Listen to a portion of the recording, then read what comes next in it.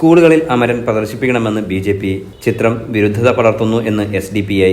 Major Mukundan വരദരാജന്റെ ജീവിതം അടിസ്ഥാനമാക്കി ശിവകാർത്തികേയൻ നായകനായ ചിത്രമാണ് അമരൻ. രാജ്കുമാർ പെരിയസാമി സംവിധാനം ചെയ്ത ചിത്രത്തിന്റെ നിർമ്മാണം കമൽഹാസന്റെ നിർമ്മാണ കമ്പനിയായ രാജ് കമലാണ്.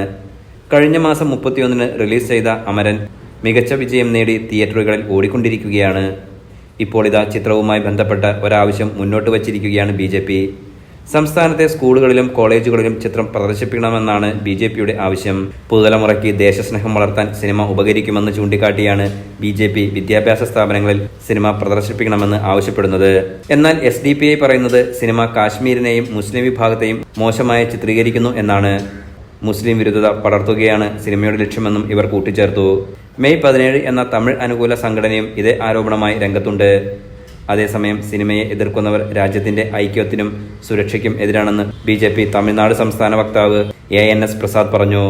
സംസ്ഥാനത്തുടനീളം സിനിമ പ്രദർശിപ്പിക്കാൻ സർക്കാർ ക്രമീകരണങ്ങൾ ചെയ്യണമെന്നും അദ്ദേഹം ആവശ്യപ്പെട്ടു. ആരോപണങ്ങൾ നേരിടുമ്പോഴും സിനിമ 100 കോടിയിലധികം രൂപ നേടിക്കഴിഞ്ഞു. ഈ വർഷം തമിഴ്നാട്ടിൽ നിന്ന് ഏറ്റവും അധികം പണം നേടുന്ന സിനിമകളിൽ 2ാം സ്ഥാനത്ത് അമരനാണ് ഉള്ളത്. സിനിമാ മേഖലയിൽ നിന്നുള്ള രാഷ്ട്രീയ പ്രവർത്തകരും സിനിമയെ അഭിനന്ദിച്ച് രംഗത്തെത്തിയിരുന്നു.